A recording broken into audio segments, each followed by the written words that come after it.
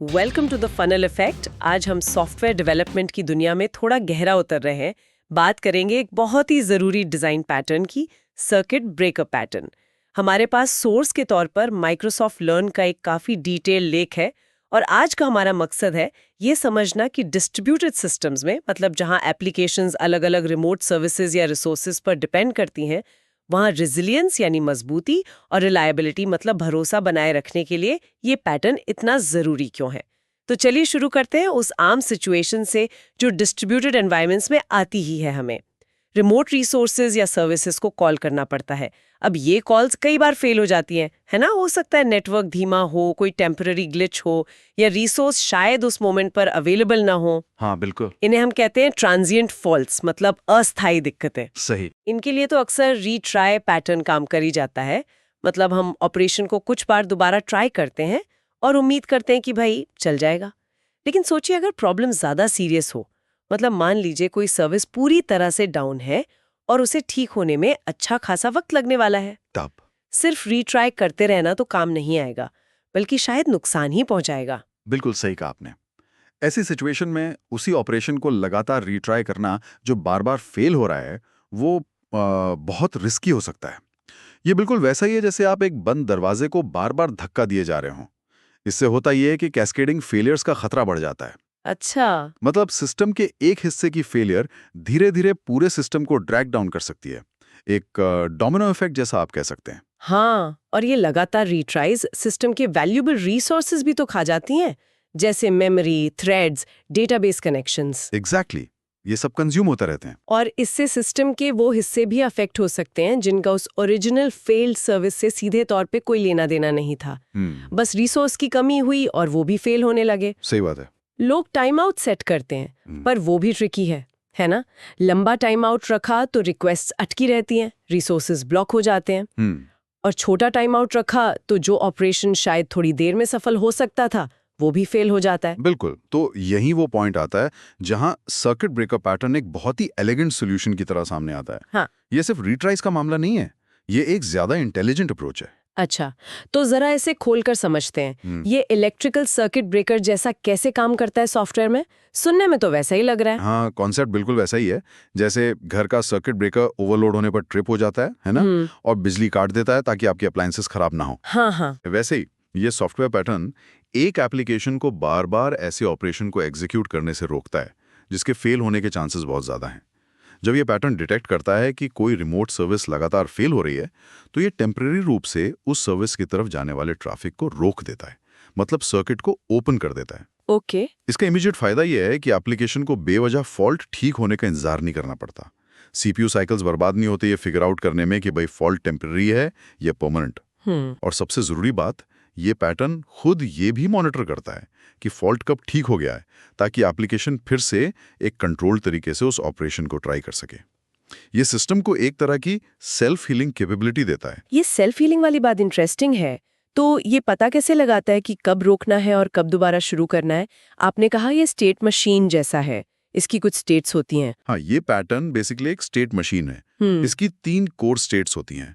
इन्हें समझना बहुत जरूरी है ये जानने के लिए कि ये काम कैसे करता है। पहली स्टेट है क्लोज्ड। ये नॉर्मल ऑपरेशन की स्टेट है, सब ठीक चल रहा है। ठीक है। एप्लीकेशन से आने वाली रिक्वेस्ट्स सीधा रिमोट सर्विस या ऑपरेशन तक जाती हैं। सर्किट ब्रेकर, जो अक्सर एक प्रॉक्सी की तरह इंप्लीमेंट होता है, वो चुपचाप बैकग्राउंड में हाल की फेलियर्स को ट्रैक करता रहता है। मान लीजिए हमने एक रूल सेट किया है कि अगर पिछले 1 मिनट में 10 से ज्यादा फेलियर्स हुई तो मतलब कुछ गड़बड़ है। जैसे ही फेलियर्स इस थ्रेशोल्ड को पार करती है, प्रॉक्सी स्टेट बदलकर ओपन कर देता है। अच्छा। और साथ ही एक टाइम आउट टाइमर शुरू कर देता है। ये फेलियर काउंटर पीरियोडिकली रीसेट भी होता रहता है ताकि कभी कभार होने वाली आइसोलेटेड फेलियर से ब्रेकर बेवजह ट्रिप ना हो जाए। Got it. दूसरी स्टेट है ओपन। जब ब्रेकर ओपन स्टेट में होता है तो एप्लीकेशन से आने वाली कोई भी रिक्वेस्ट उस प्रॉब्लमैटिक सर्विस तक भेजी ही नहीं जाती। बिल्कुल रोक देता है। हाँ, उसे तुरंत फेल कर दिया जाता है और एप्लीकेशन को एक एक्सेप्शन मिलता है। इससे फिलिंग सर्विस को रिकवर होने का टाइम मिलता है और कॉलिंग एप्लीकेशन के रिसोर्सेज भी बचते हैं। जब वो शुरू किया गया टाइम आउट टाइमर एक्सपायर होता है, मान लीजिए 2 मिनट बाद, तो प्रॉक्सी स्टेट बदलकर हाफ ओपन कर देता है। अच्छा, तो ये तीसरी स्टेट है हाफ ओपन। ये क्या करती है? ये दिलचस्प लग रही है। हाँ, ये शायद सबसे इंटरेस्टिंग स्टेट है। हाफ ओपन स्टेट में सर्किट ब्रेकर बहुत सावधानी से काम करता है। ये एप्लीकेशन से आने वाली कुछ लिमिटेड नंबर ऑफ रिक्वेस्ट्स, मान लीजिए सिर्फ 1 या 2 कॉन्फ़िगरेशन पर डिपेंड करता है, उनको सर्विस तक जाने की इजाजत देता है। ओके, जैसे टेस्ट करने के लिए। एग्जैक्टली। इन्हें आप कैनरी या टेस्ट रिक्वेस्ट समझ सकते हैं। इनका मकसद सिर्फ ये जांचना है कि क्या अंडरलाइंग प्रॉब्लम ठीक हो गई है। अगर ये टेस्ट रिक्वेस्ट सक्सेसफुली कंप्लीट हो जाती हैं, तो सर्किट ब्रेकर ये मान लेता है कि सर्विस अब हेल्दी है और वो वापस क्लोज्ड स्टेट में चला जाता है। फेलियर काउंटर रीसेट हो जाता है, नॉर्मल ऑपरेशन रिज्यूम। और अगर फेल हो गई तो? अगर इन टेस्ट रिक्वेस्ट्स में से कोई भी फेल होती है, तो सर्किट ब्रेकर समझ जाता है कि प्रॉब्लम अभी भी बनी हुई है। वो फौरन वापस ओपन स्टेट में चला जाता है और टाइम आउट टाइमर को फिर से स्टार्ट कर देता है, ताकि सर्विस को रिकवर होने के लिए और ब्रीदिंग स्पेस मिल सके। ये हाफ ओपन स्टेट तो वाकई बहुत स्मार्ट है। ये सिर्फ सर्विस को टेस्ट ही नहीं कर रही, बल्कि उसे प्रोटेक्ट भी कर रही है।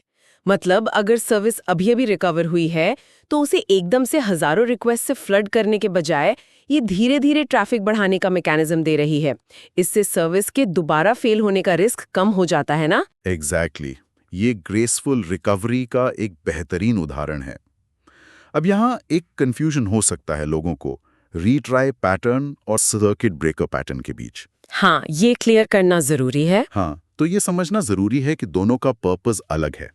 रीट्राई पैटर्न का फोकस है किसी ऑपरेशन को बार बार ट्राई करना, इस उम्मीद में कि वो इवेंचुअली सक्सीड होगा, खासकर ट्रांजिएंट फॉल्ट्स के लिए।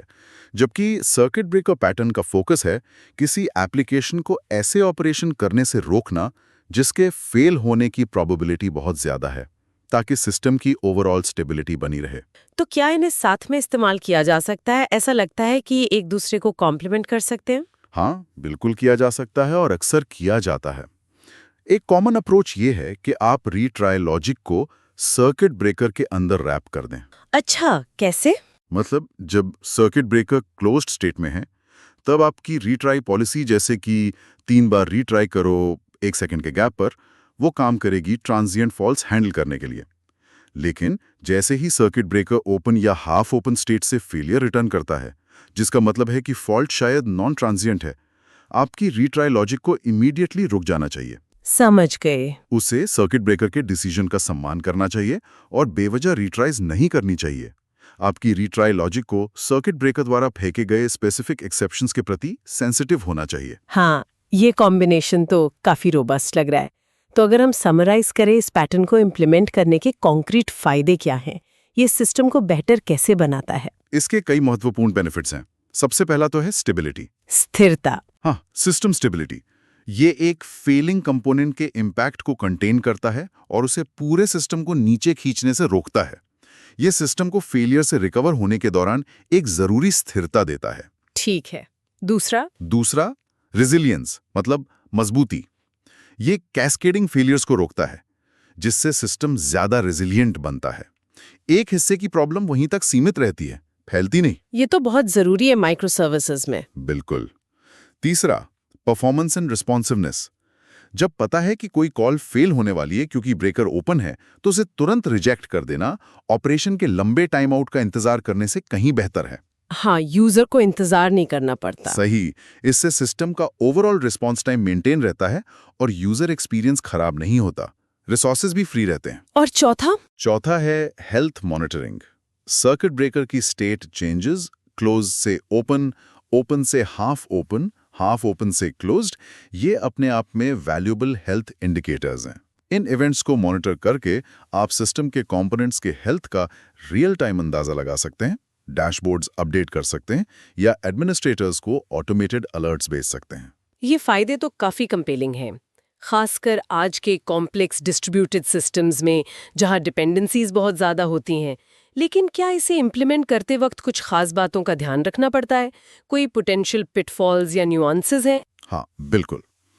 इम्प्लीमेंट करना स्ट्रेट फॉरवर्ड लग सकता है, पर कुछ इंपॉर्टेंट कंसिडरेशंस हैं जिनका ध्यान रखना जरूरी है। पहला है एक्सेप्शन हैंडलिंग। कॉलिंग एप्लीकेशन को सर्किट ब्रेकर से मिलने वाले एक्सेप्शंस को, मतलब जब ब्रेकर ओपन हो, उसे ग्रेसफुली हैंडल करने के लिए तैयार होना चाहिए। सिर्फ एरर लॉग कर देना काफी नहीं है? नहीं, बिल्कुल नहीं। हो सकता है एप्लीकेशन को यूज़र को बताना पड़े कि ये फीचर अभी टेम्पररी अनअवेलेबल है, बाद में ट्राई करें, या कोई फॉल बैक मैकेनिज्म यूज़ करना पड़े, जैसे कैश डेटा दिखाना या फंक्शनैलिटी को डिग्रेड करना पड़े। ठीक है। और दूसरा है कॉन्फ़िगरेशन एंड रिकवरेबिलिटी।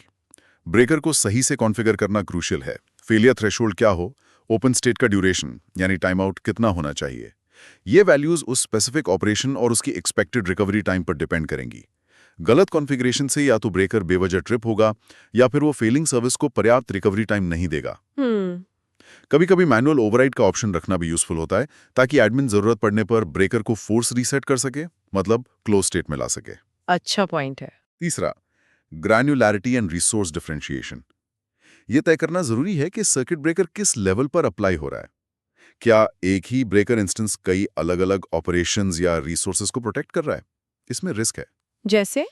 उदाहरण के लिए, अगर आप एक ही ब्रेकर को एक डेटाबेस के 2 अलग-अलग शार्ड्स के लिए यूज कर रहे हैं और एक शार्ड फेल होता है, तो ब्रेकर ओपन हो जाएगा और आप हेल्दी शार्ड को भी एक्सेस नहीं कर पाएंगे। ओह हाँ, ये तो गड़बड़ हो जाएगी। हाँ, तो आइडियल अप्रोच है कि हर इंडिपेंडेंट रिसोर्स या ऑपरेशन के लिए अपना डेडिकेटेड सर्किट ब्रेकर इंस्टेंस हो। समझ गई। और फिर है मॉनिटरिंग एंड ऑब्जर्वेबिलिटी। सिर्फ ब्रेकर इंप्लीमेंट कर देना काफी नहीं है, आपको फेल्ड और सक्सेसफुल रिक्वेस्ट को मॉनिटर करना होगा, ब्रेकर की स्टेज चेंजेस को ट्रैक करना होगा।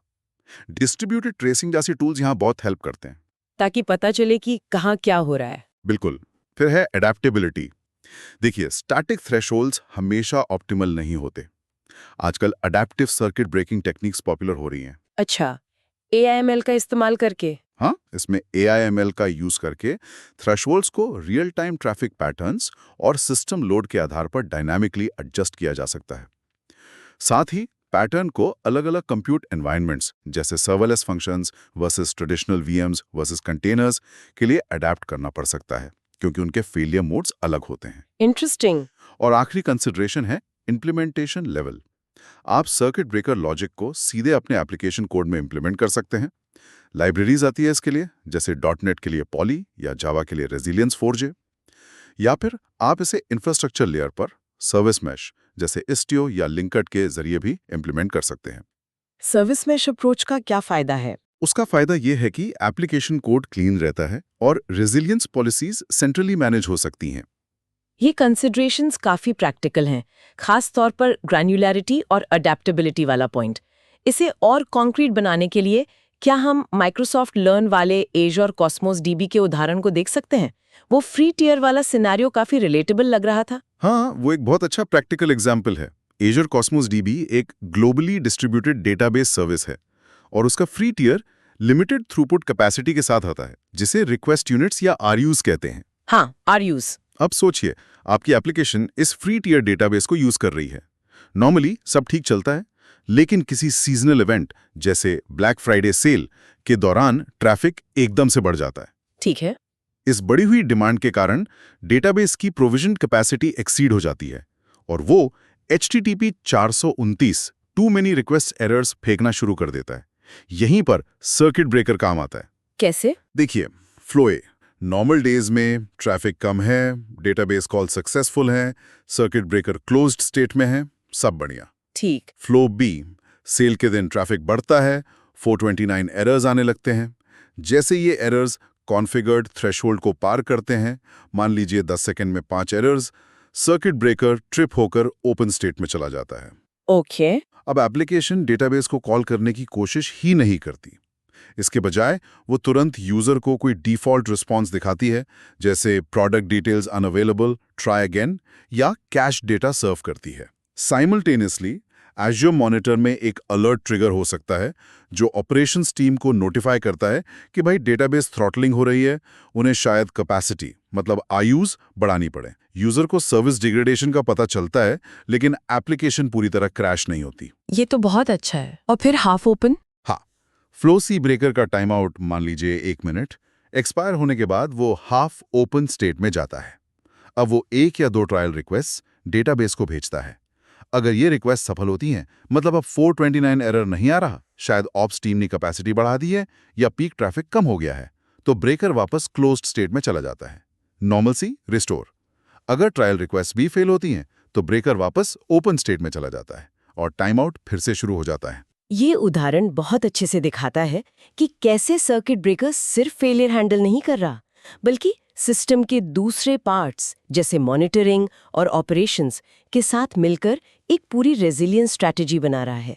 इसमें Azure app service, Azure Cosmos dB और अज्योर मॉनिटर सब मिलकर काम कर रहे हैं। बिल्कुल। अब सवाल उठता है कि इसे कब यूज करना चाहिए और कब नहीं। संक्षेप में कहें तो सर्किट ब्रेकर पैटर्न तब बहुत यूजफुल है जब आप रिमोट सर्विस कॉल्स कर रहे हैं जहां नेटवर्क लेटेंसी या सर्विस अनअवेलेबिलिटी का रिस्क है। आप कैस्केडिंग फेलियर्स को रोकना चाहते हैं। जरूरी है। आप सिस्टम को स्लो या अनरिस्पॉन्सिव डिपेंडेंसीज के इम्पैक्ट से बचाना चाहते हैं। या आप इंटरमिटेंट कनेक्टिविटी मतलब रुक कर आने वाली नेटवर्क समस्याओं को ग्रेसफुली हैंडल करना चाहते हैं। और वो कौन सी सिचुएशंस हैं जहां शायद इसकी जरूरत ना हो या ये ओवरकिल हो? हाँ, इसे हर जगह लगाना जरूरी नहीं है। इसका उपयोग तब अवॉइड करना चाहिए जब आप लोकल इन प्रोसेस रिसोर्सेज को एक्सेस कर रहे हों, जैसे इन मेमोरी डेटा स्ट्रक्चर्स। यहाँ नेटवर्क फेलियर का रिस्क नहीं है। सही। आप इसे बिजनेस लॉजिक एक्सेप्शंस को हैंडल करने के लिए यूज कर रहे हो। सर्किट ब्रेकर ऑपरेशनल फॉल्ट्स के लिए है, न कि इनवैलिड इनपुट या बिजनेस रूल वायलेशन के लिए। ठीक है। सिंपल रीट्राई मैकेनिज्म ही काफी हो। मतलब अगर फॉल्ट हमेशा ट्रांजिएंट ही होता है और जल्दी रिजॉल्व हो जाता है, या फिर आप मैसेज ड्रिवन आर्किटेक्चर्स में काम कर रहे हो जैसे क्यूज वगैरह, जहां अक्सर बिल्ट इन मैकेनिज्म्स जैसे डेड लेटर क्यूज होते हैं फेल्ड मैसेजेस को हैंडल करने के लिए, उन केसेस में सर्किट ब्रेकर रिडंडेंट हो सकता है। ये काफी क्लियर है। यहाँ एक सोचने वाली बात यह है कि देखिए, जैसे जैसे हमारे सिस्टम्स और ज्यादा कॉम्प्लेक्स, डिस्ट्रीब्यूटेड और डायनामिक होते जा रहे हैं, resilience patterns like circuit breaker की इंपॉर्टेंस बढ़ती जा रही है। ये सोचना दिलचस्प है कि ये पैटर्न्स भविष्य में कैसे इवॉल्व होंगे। क्या AI/ML इन्हें इतना अडेप्टिव बना देंगे कि ये अननोन अननोन्स, मतलब ऐसे फेलियर मोड्स जिनके बारे में हमने सोचा भी नहीं था, उन्हें भी हैंडल कर पाएं। ये तो सोचने वाली बात है। या फिर ये जो कॉन्सेप्ट है ग्रेसफुल डिग्रेडेशन का, जिसे सर्किट ब्रेकर इनेबल करता है, मतलब सब कुछ बंद करने के बजाय कम फंक्शनैलिटी के साथ चलते रहना, ये एप्लीकेशन अवेलेबिलिटी और एंड यूजर एक्सपेक्टेशंस को लेकर हमारी फंडामेंटल सोच को कैसे शेप कर रहा है? क्या ऑलवेज फुली अवेलेबल का स्टैंडर्ड बदल रहा है? ये कुछ गहरे सवाल हैं जिन पर गौर करना जरूरी है। Thank you for watching the funnel effect.